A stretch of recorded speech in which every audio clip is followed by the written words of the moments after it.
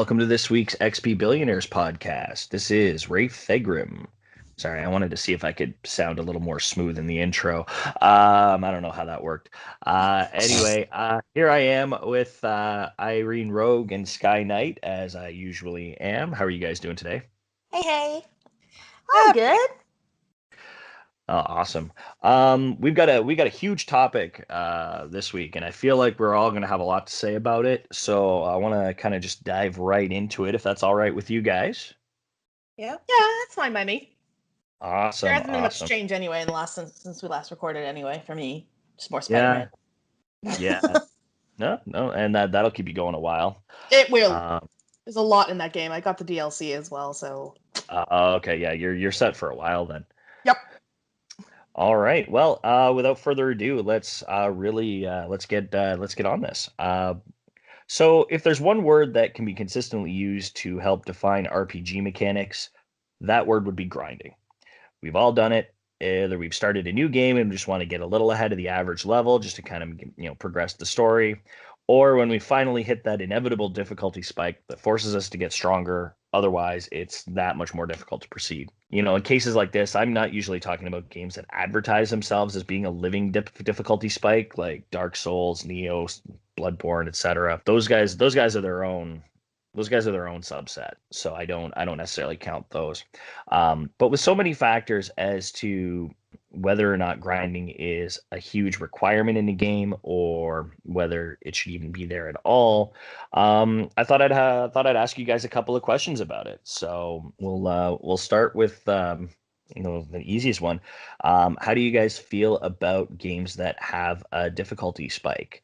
Like, are you preferring more of a streamlined leveling system? Are you okay with hitting that wall and spending hours on the grinding, or even doing experience-based side quests? Irene, why don't we start with you? So I don't mind a difficulty spike so long as the game has adequately prepared you for it. Like, I want a game that will be able to tell me, like, I'm comfortable with the mechanics. Okay, now here's a challenge. When it's a challenge that's like straight just numbers and levels based, I'm a little less tolerant of it. For me, it's like the game better have side quests for me to do in order to like fill those gaps in the level based difficulty spike, or I'm not going to be happy, because sitting there killing the same random monsters over and over again is not exactly a really fulfilling experience for me. But also, it's a giant missed opportunity, because you had this opportunity to develop something that would help build out your world or develop your characters in something that is inherently narrative driven, but now you just want me to go kill some monsters in a field in order to beat that boss. Like, guys, like, it's a waste of their resources, like their world, and my time. Yeah, it's artificial, right? Like, Exactly, it's an artificial difficulty spike. Exactly, that's what I mean. Like, when it's a difficulty spike that is like in, as you mentioned, like Neo and Dark Souls, they tend to allow the player to go at their own pace and actually like learn how to play the game and learn what they need to do to get over those difficulty spikes. So you're not like, no time spent is necessarily wasted. Whereas, like, okay, well, I've just gotten another level, I might as well just run at the boss and see if I'm better now. No, still not good enough? Okay, well, this is fun. you know? No, I completely agree. That actually kind of leads into my point. So I'll bring it up then. For me, like, I'm not a big fan of that hitting that spike. I think that like you were saying, if it's just forcing you to do a whole bunch of killing of the same things over and over again, grinding up, getting to the level you need to, it certainly becomes more work than play, if you get my meaning. Like, for me, like, I can think of playing the post game chapter in Dragon Quest 11, and I loved that game to death. Don't get me wrong, but this was a serious thing. If you want to do the post game, um, you basically have to do a lot of grinding. Now, there's a lot of side things you can go back and do, as long as you remember that these were things that you did beforehand. Without going into it, you get a chance to go back in time to right some wrongs.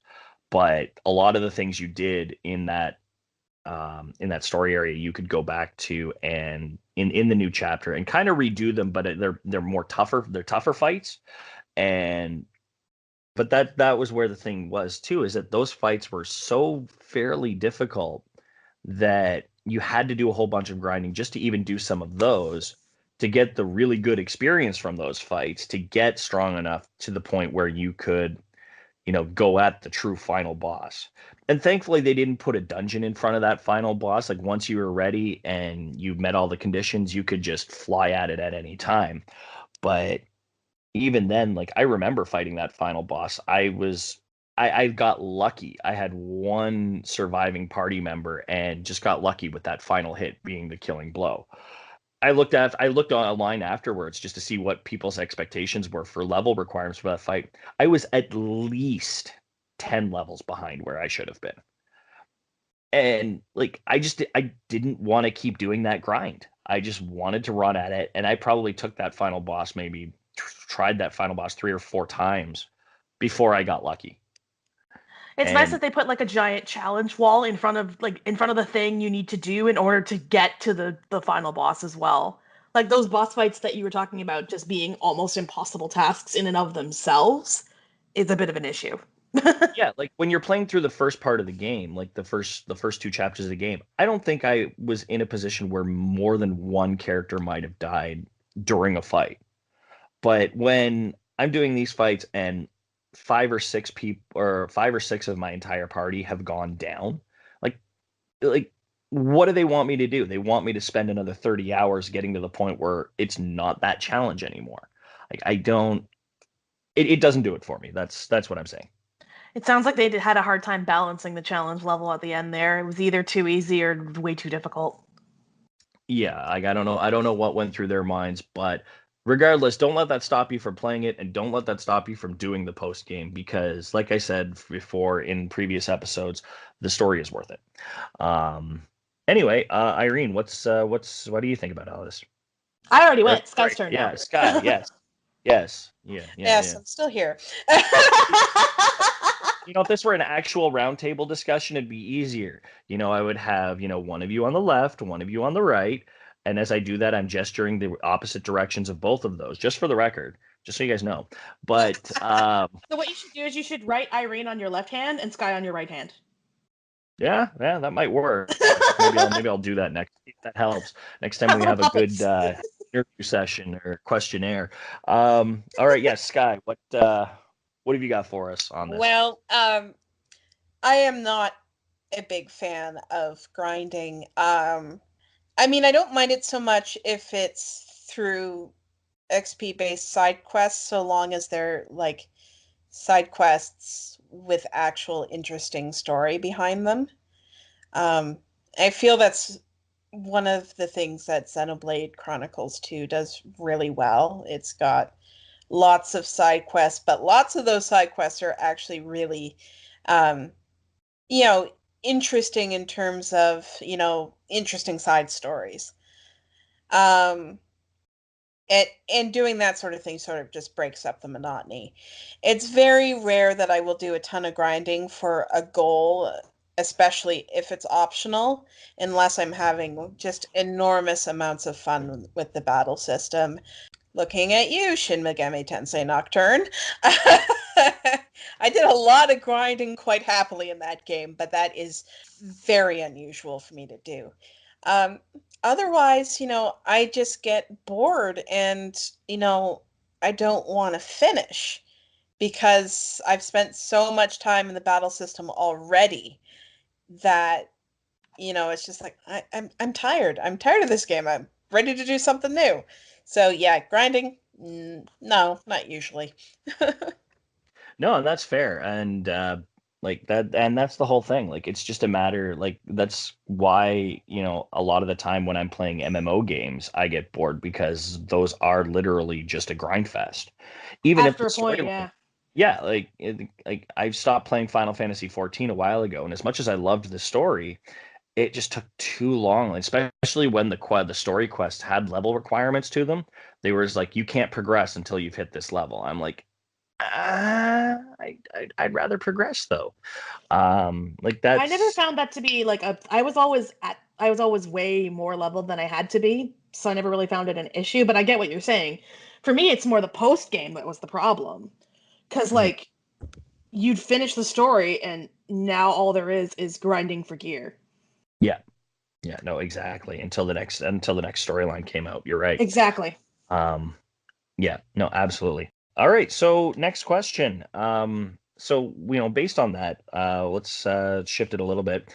You've got games like Bravely Default and Bravely Second that had mechanics where, like, an option where you could just eliminate random encounters entirely at any time. And at the same time, games like recent entries in the Fire Emblem series, starting at Fire Emblem Awakening, gave you the option to turn off the permadeath feature, which was one of the big features of previous Fire Emblem games. Just now, both of these were, over when they came out, were criticized as basically being an easy mode by either critics or even, and obviously, hardcore gamers. But Gasp. Not okay, easy mode. yeah. So, what do you guys think about these types of mechanics, or even just like having, different difficulty settings? All right, can I lead Well, on this one? yeah, Yeah. cuz I think Oh. it's quite clear what I think about it at this point. Go ahead, Sky. Well, I mean, I probably have the least to say too, so I'll get mine over with. Difficulty settings are great. I love them. Accessibility is a good thing. People being able to play the game is a good thing. You can play it on a harder difficulty if you want. I'm not going to stop you. Nobody's going to stop you, and it's not going to decrease your enjoyment of the game for there to be an easy mode for somebody else. Like, An it's easy mode that you never actually have to touch if you don't want to.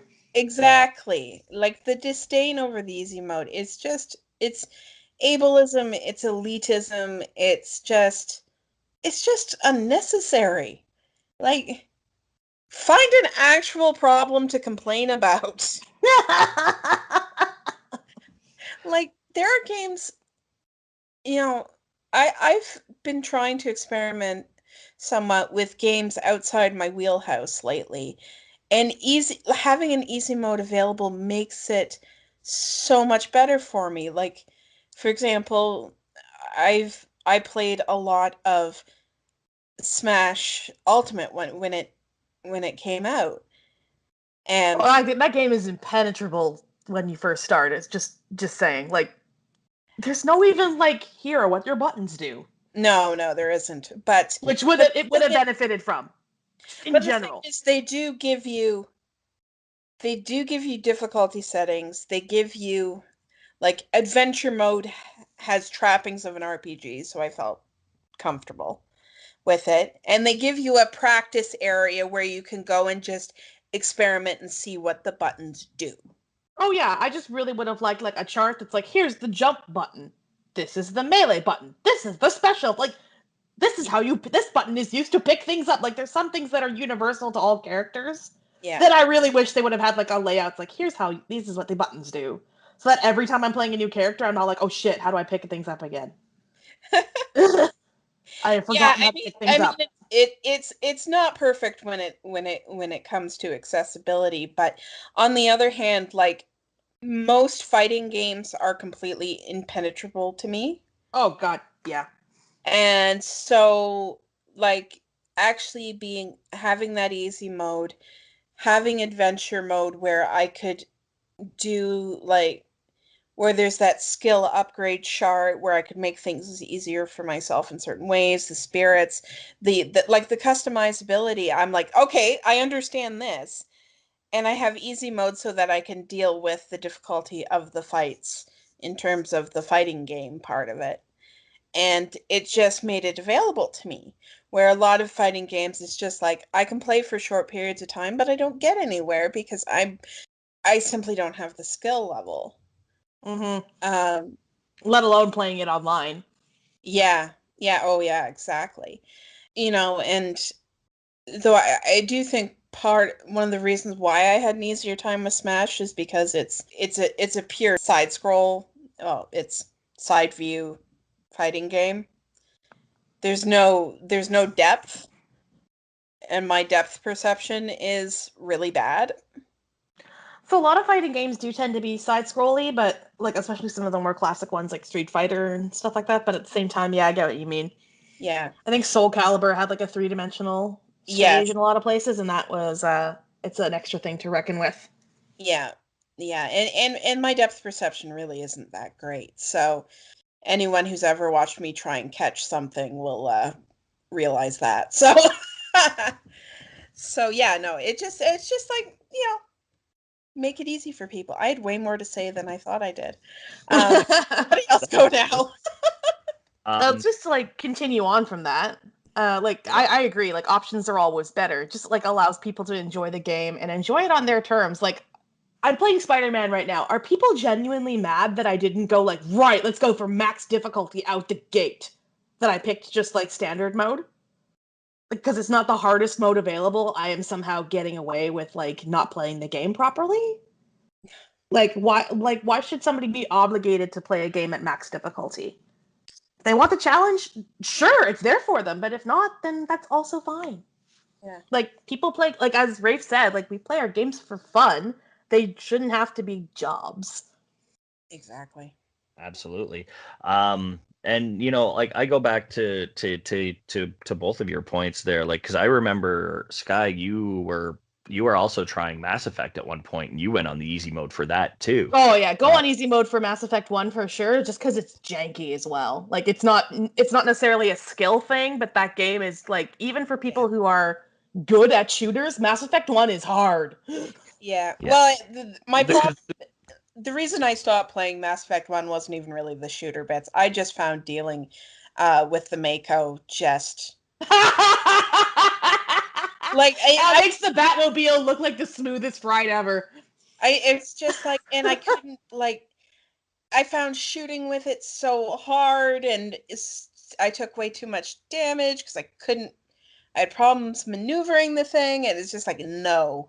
Everyone had problems maneuvering that thing. Like every time I got in there, I assume there's just like an alcohol injection system straight in Shepard's seat.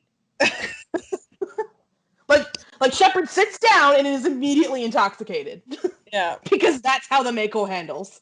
And FYI, it didn't get much better in Andromeda. We should let Rafe get on with his point, though. Sorry. I just got sidetracked by the Mako and its horribleness. In this, for me, like obviously, I'm completely with you guys. I love the concept of having difficulty settings or choices to simplify the overall gameplay. That's what it really comes down to. This is the definition of player choice, not microtransactions, not downloadable content, like things like that. And we're gonna get into that in just a minute. But like this is player choice. Yes. And that's what I think a lot of gamers are forgetting, is that there should always be a choice for everybody who wants to play the game. There's always interest. When I looked at, for example, first person shooters recently, like now wanting to play Borderlands, I like the idea. And while I'm still technically playing it on normal mode, if I found that to be too hard, I would have changed the setting and started over. Like it's absolutely what I would have done, because I watched it get played at one point when I was visiting you at one point, Irene, and I liked I think I booted up Borderlands 2. Yeah, you did. You did. And I loved the art style. I loved the visuals of it, and overall it looked fun, but I hadn't really been doing much in the ways of first person for a while. And when I finally gave it a try playing Paladins, free game on the Switch, so it was worth at least trying to see how good I am at them. Then I figured, I then found it on sale and gave it a shot. So that was it for me. Like I want to have a situation where I can enjoy the design of the game, the story of the game, and not be hindered if I'm having a problem with it. Exactly. Yeah, like I don't see why. Like I'm not much of a first person shooter person either. Like my first one was Borderlands, and the reason I got into it, I was like, well, people have told me these are great games. I'll give them a shot.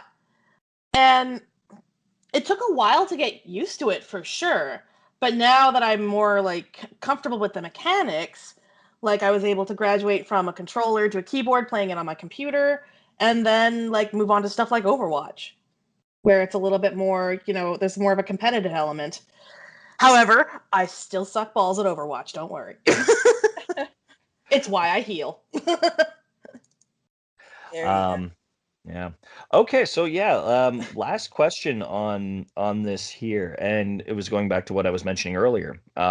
So we've got now games like Assassin's Creed Odyssey most recently, but also at the same time we have the more recent Tales games that have come out, where they're now implementing paid DLC that provides either experience bonuses or character level ups, thus putting the ease of grinding behind a paywall. Is this a good practice for RPGs? No. All right, Irene, go ahead. Start. Why not? No, it is. I have very strong opinions about this. Sorry. Assassin's Creed Odyssey, while I enjoyed it, had like a super grindy opening. That it was designed to make the XP boost desirable. But eventually, like, not to its credit, it stopped being an issue. But again, reverse issue, Ubisoft already has your money. It's not. And look at Shadow of War from a couple of years ago, right?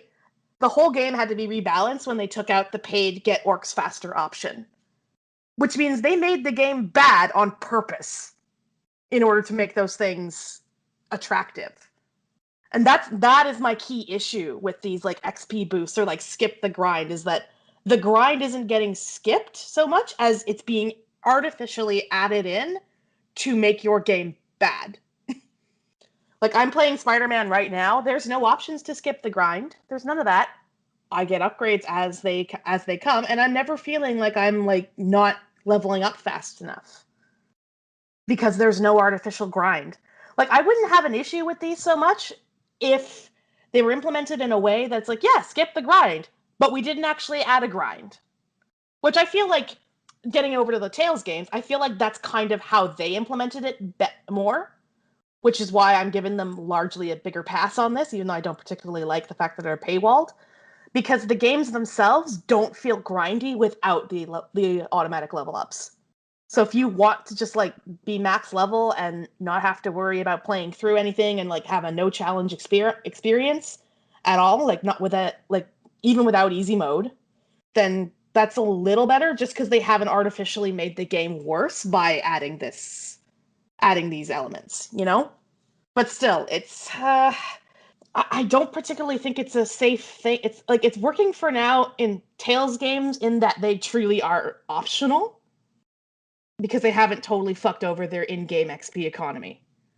But I don't trust that that's going to stay that way for long, essentially. And that's exactly it. Like we're in a position where this is them taking a few years to test the waters. They're taking their time at it, but it's still something that I could see happening. Yeah, and I think it would be less forgivable in an RPG setting, where, as we discussed earlier, those levels are critical. They're like they're your only way to actually progress and make it to your challenge. So now, not like make it to the next challenge. Not only are it's like it's not necessarily like, oh well, you'll just level up a little faster and have like a bit of an edge, but you can still experience the game as normal. It's like, no, well, now you've actively placed grinding in the path of me having fun with this game. No. And now you're like, here. It's like basically holding your fun hostage and demanding a ransom. Mm-hmm. Yeah. Yeah, no, definitely. Yeah, I have similar feelings. Like this is definitely not something that needs to be on in here because for me it's more on the lines of a predatory nature. I play a lot of gacha phone games, and that's what this feels like to me. It's there. It's sitting there. You're at this position where you want to progress, you want to do better, you want to get that better character, but you're missing some of that in-game currency. So what do? Yeah, wait for a sale, or you just buy it right up front. I mean, At that's least what those games have the courtesy of being free. Oh, absolutely. Yes. But it's still the same mentality regardless. I mean, the only major difference here is you know what you're getting as opposed to, it being the gacha thing where you might not get something that's going to benefit you. But Loot so boxes. it's well, exactly. That's what a gacha game is. Absolutely. But We're like we're my point is like at least those mobile games they tend to be free, whereas I'm a little bit more tolerant of it because they didn't charge you an upfront price rather than well, like Assassin's Creed Odyssey, which charged an upfront price and then was like, here, skip the grind.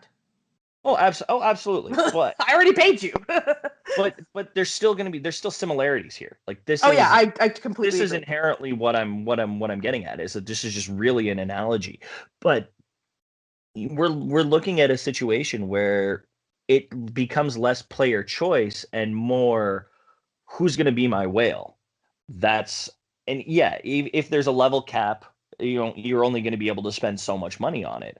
Or or for example, if the leveling system it can be done more than once, like that's when you're going to get a lot of money. If they were limited to even once, while I still don't agree with it, I think it would be a little bit better. But it's just a matter of like there are going to be people who will take that option and might go overboard, especially if it's a multi option. Like you can do it more. We've seen that before. Absolutely, yeah. We've seen uh, stories of that kid who like charged $8,000 to his dad's credit card for FIFA. yeah.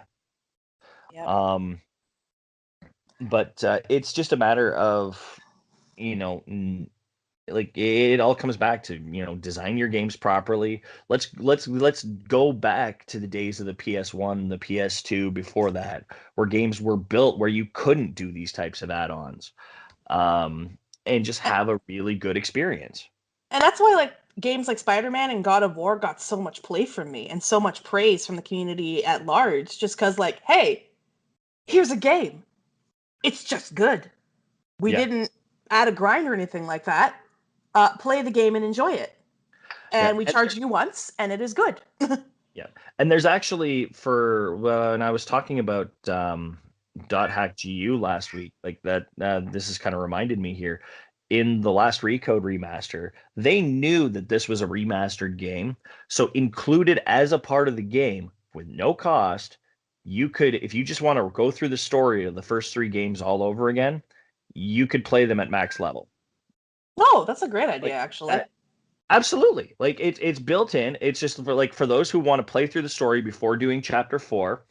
But again, it's an option. It is player choice and it's not blocked by a paywall. And I think that like yes, it does make it an quote unquote easy mode that, everyone's going to be, not fond of. But at the same time, like I said, like I said last week, I played the game. I've played this game 5 times. They added new content after that, after those 3 games. I'd like to at least see the story one more time and just hammer it through.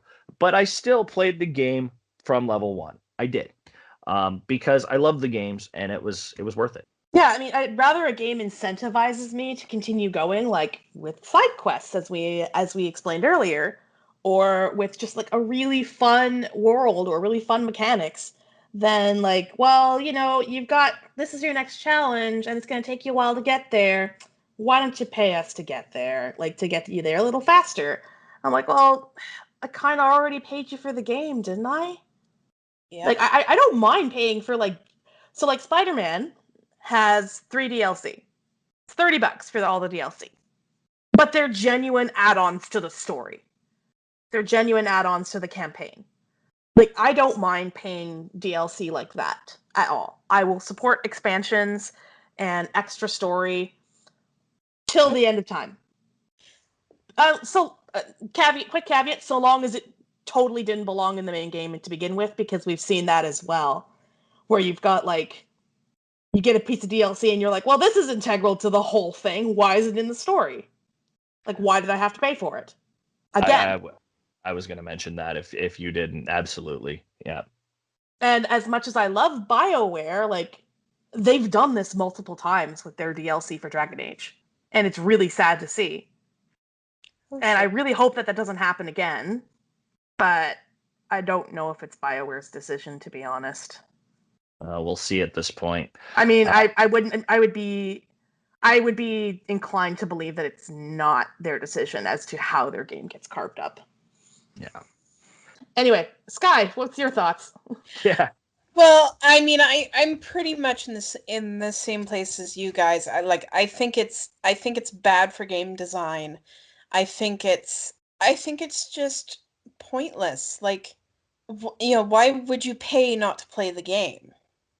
Yeah, basically, like, I'm sure we're not the first people to have said this, but it's like, oh, well, like, you're inherently saying that your game's not worth playing. It's not worth the investment of time. Yeah. And like I can understand the compulsion to just want to go through the story and all that, and that's great. But the thing is, the game isn't usually designed for that experience. So like I have found that when dealing with some games in New Game Plus mode, that I found like when I went to play it in New Game Plus mode, I'm like, oh, this actually detracts from the experience because it makes a good chunk of the game too easy to be fun. Yeah, I tend to prefer to go back and not play in New Game Plus if I can avoid it. There are Yeah. a few exceptions where it's like in New Game Plus we've added a whole bunch of extra challenges. I'm like, oh, okay then. Yeah. Yeah, I mean it depends on the game, but it's just like a good game is usually a combination of, at least inclined towards when we're inclined towards games like RPGs and whatnot. It's a good marriage between story and gameplay. And really, if I wanted to, most of the time, if I was going to play something that was completely narrative focused, I'll just break up my collection of visual novels. Thank you. Yeah, I was gonna say even for new visual novels, like I played Until Dawn a couple of years ago. Super looking forward to the new Man of Medan series. So exciting. Anyway, but I'd say a New Game Plus for those guys. Like it would be great to say like just a New Game Plus. We'll have a marker that shows you what options you picked last time Yeah, in case you want to change them up. oh yeah, in fact, that's very common in VNs for them to like on second playthroughs to they'll highlight options that you've picked before. Yeah, though I can understand why they don't do that necessarily in Until Dawn because it is a horror game and like here, this is the option you picked to get away from the bad guy last time. Yeah, You know? fair. So like there's it's not necessarily a challenge, it's just like it basically forces you to make very split second decisions like run or hide or whatever, right? Oh, sure. So like I can understand that, but I really would have liked it for some of the other stuff to have like a you picked this option last time. So do you want to pick the same option and go down this path but play it slightly differently, or do you want to pick a totally different option Yeah. and experience the story in a different way? Especially with Until Dawn, like the goal is to basically get everybody out alive, and I missed that goal. It's really hard. They're very squishy. It happens. And well, one of them was my own fault because one of them was like a horror trope, and I was like, "Oh, I wonder what happens if I follow the horror trope. I get killed, right?" Shame on me. It Oh, happens. yeah. All right. Well, that's all the time we've got for this week. Yeah, I really enjoyed this. This was a lot of fun. Yeah. Um, yeah, I a lot of the time we agreed on everything, but every point was so much more interesting than the next. So thank you guys for coming up with such great responses to these questions. I've had a And lot of time to think about this stuff, especially because I tend to play some of like the Shadow of Wars and the Assassin's Creed Odysseys than like the definitely more like games as service style like games than you two play. So I see it more, and it's not always a good thing for sure. yeah, I'm kind of waiting for the bottom to fall out of that, to be honest, where people have just like, right, we've had it, we're done. yeah, and you know what? I mean, that's why I love having you on here because you do cover that genre where we really don't a lot of the time. So that perspective is incredibly useful, and I appreciate it. And I appreciate you too, Sky. Don't forget that. Um, But all right. Well, as always, Twitter plugs. I'm at Billionaires XP on Twitter. Sky, where you at? I'm Skyknight XP on Twitter. And I am And iRogue XP on Twitter. yeah, and Irene, I believe your Twitch would have just gone through, and I don't want to spoil it for anybody who didn't get a chance to see it. Hopefully, it'll be available on your page for their future viewing. But Oh I don't yeah, want to tell anybody what you played, so you guys should all go check it out. yeah. We're gonna have a lot of fun. My plan is to play through like basically like an entire sitting. So like one game on Twitch the whole way through, so you guys can hear my lovely commentary. That's Because I have opinions. I have many opinions, yeah, and they must be known. absolutely. Yep. And again, as always, if you do like what you're listening to, please check out our coffee page and give us a donation. Coffee.com/XP Billionaires, all one word. All right. Well, that's again, that's all the time we got. Thank you guys for listening. We'll see you next week, and keep gaming. Bye. Ciao.